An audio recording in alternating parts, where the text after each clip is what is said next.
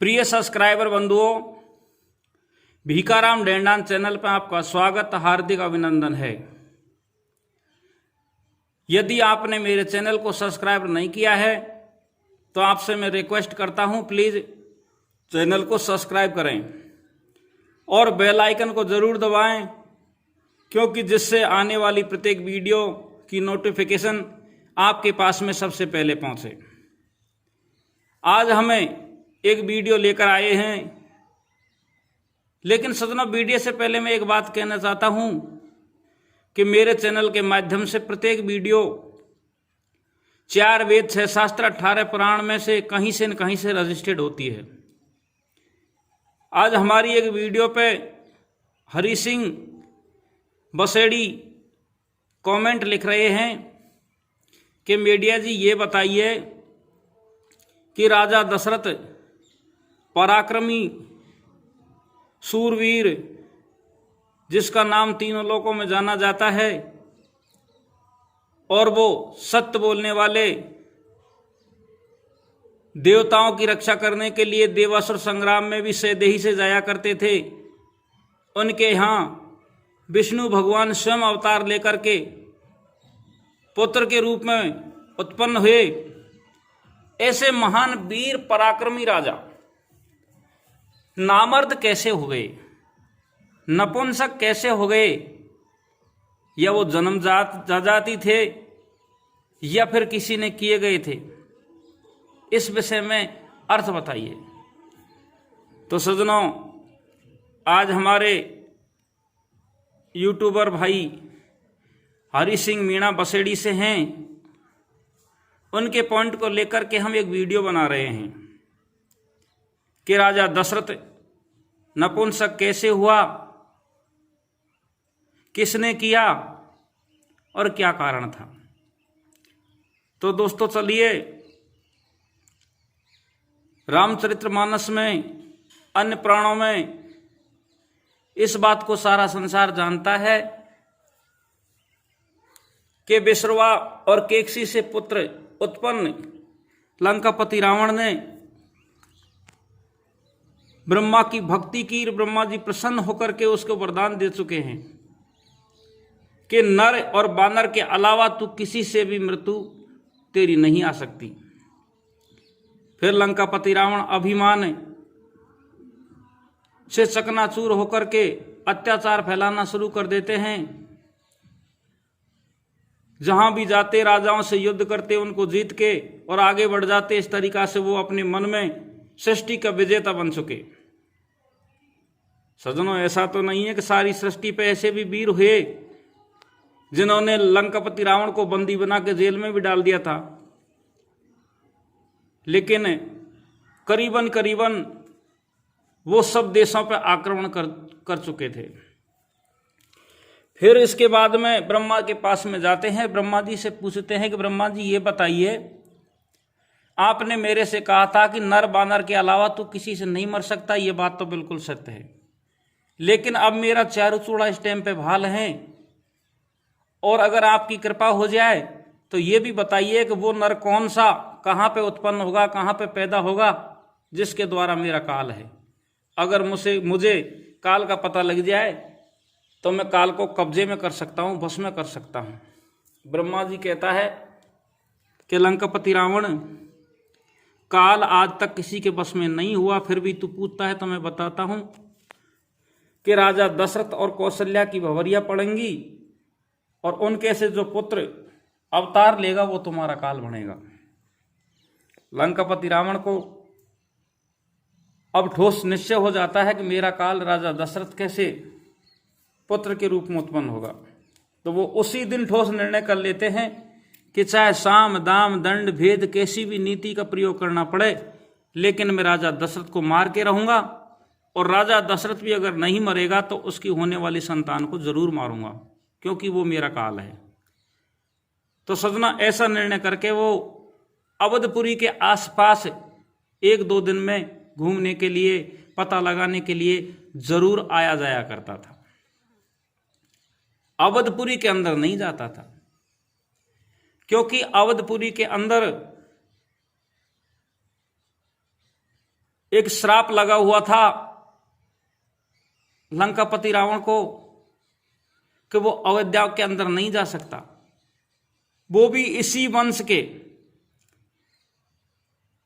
एक राजा यज्ञ कर रहा था। इधर को लंकापति रावण दिग्विजय करके जब अयोध्या के पास से होके निकल रहा था, उसी टाइम पे वो राजा मन में विचार करता है कि लंकापति रावण को अगर पता लग गया कि अयोध्या का राजा यज्ञ में विजयी है तो वो अयोध्या पे हमला कर सकता है। इस कारण से उसने यज्ञ पर बैठे हुए ने मंत्रों को पढ़ करके और मंत्रों से एक सुरक्षित परकोटा बना दिया जो किसी को नहीं दिखता, लेकिन लंकापति रावण उसमें घुस नहीं सकता था। तो सज्जनों, इधर को लंकापति रावण जब दिग्विजय करके जाता है और उसमें घुसने की कोशिश करता है तो वो मंत्र के परकोटा से नहीं घुस सकता और चला जाता है। ये वीडियो तो मैं आपको कोई दूसरे वीडियो में बता दूंगा, आप तो मेन रहस्य पे आ जाइए। इधर को एक दिन लंकापति रावण घूमता घूमता अयोध्या के पास सरयू तट पे आ जाता है और इधर को उद्याल ऋषि और चंद्रभागा का पुत्र श्रवण कुमार अपने पिता को और माता को कावड़ में बैठा करके तीर्थ करवाता हुआ घुमाता हुआ वो भी अयोध्या के क्षेत्र में सरयू के आसपास ही आ जाता है। इधर को राजा दशरथ है जो भी शिकार खेलने के लिए सजनों वन में चले जाते हैं।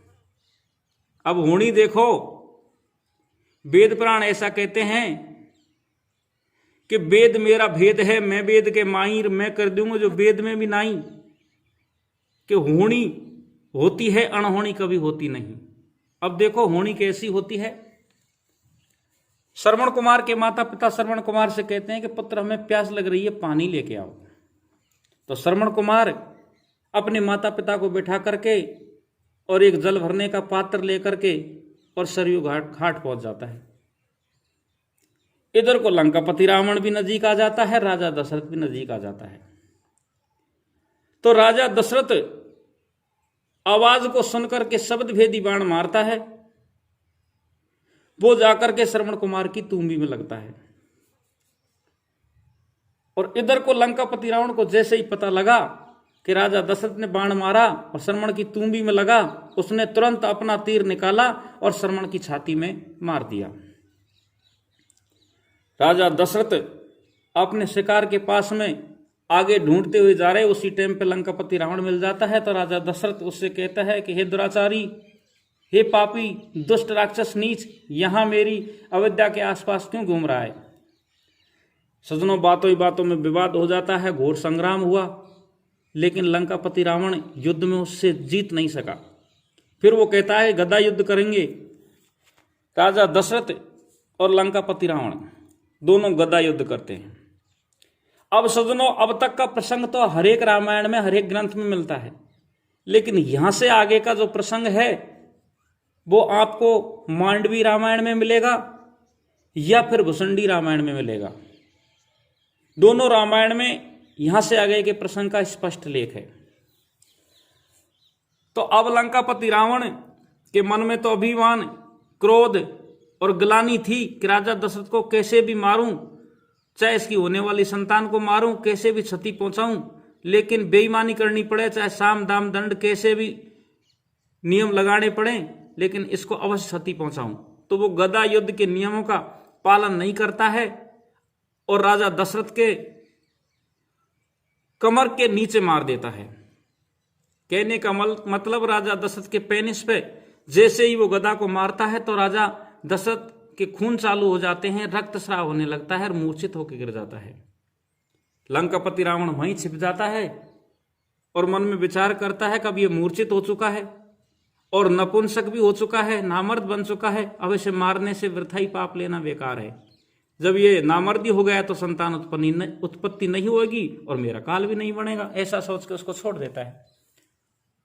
2 घड़ी के बाद में जैसे ही राजा की मूर्छा जागृति होती है, वो मूर्छा से हटता है, परेशान हो गया, वो तुरंत सरयू के घाट पे जाता है अपने रक्तस्राव जो हो रहा था उसको साफ करने के लिए। इधर को श्रवण को देखता है तो राजा दशरथ बिल्कुल घबरा जाता है कि मैंने तीर मारा था और वो मेरा तीर इसके लग गया। क्योंकि सजनों उस टाइम पर राजा दशरथ बिल्कुल परेशान था। उसने सोचा विचारी नहीं की कि ये मेरा ही बाण है या किसी और का है। वो बाण को निकाल के फेंकता है, इधर को मौका देख के रावण अपने बाण को तो ले जाता है।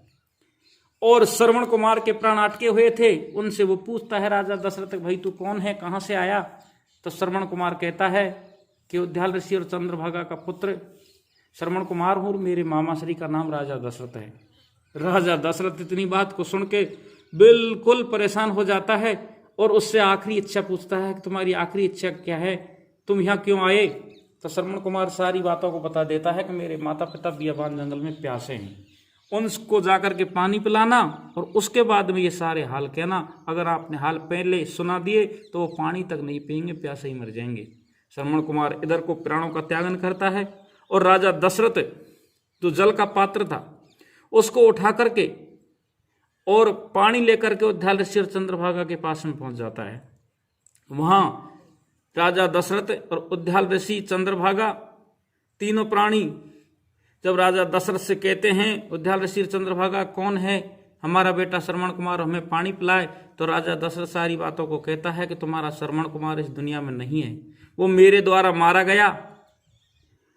इतनी बात को सुन के उद्याल ऋषि और चंद्रभागा पानी नहीं पीते हैं और राजा दशरथ को श्राप दे देते हैं कि जा दशरथ, तैने हमारे साथ में अन्याय किया, आज हम पुत्र के वियोग में प्राणों का त्यागन कर रहे हैं। इसी तरीका से तेरे भी चार पुत्र होंगे, संतान 4 होंगी, लेकिन तू भी पुत्रों के वियोग में अपने प्राणों का त्यागन करेगा। तो सजनों, मांडवी और भुसुंडी रामायण के अनुसार लंकापति रावण ने ही श्रवण कुमार मारा और लंकापति रावण ने ही राजा दशरथ को नामर्द बनाया। भाई हरि सिंह जी, अगर आपकी बात का जवाब सही लग गया हो तो मुझे कमेंट करके अवश्य बताएं। इस तरीका से राजा